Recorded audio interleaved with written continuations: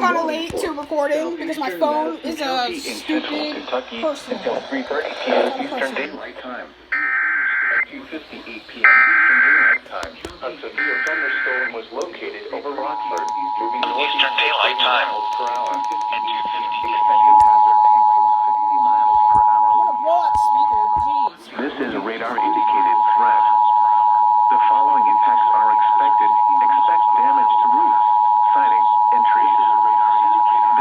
The National Weather Service in Louisville has issued a severe thunderstorm warning for southeastern Madison County in central Kentucky until 3:30 p.m. Eastern Daylight. rural areas of Okay, like this. southeastern Madison County, including the following locations. For your protection, move to an interior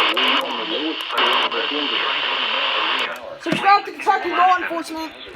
Kentucky First Responders. Oops. This is the National Weather Service forecast for the bluegrass region of central Kentucky, including Lexington and surrounding areas.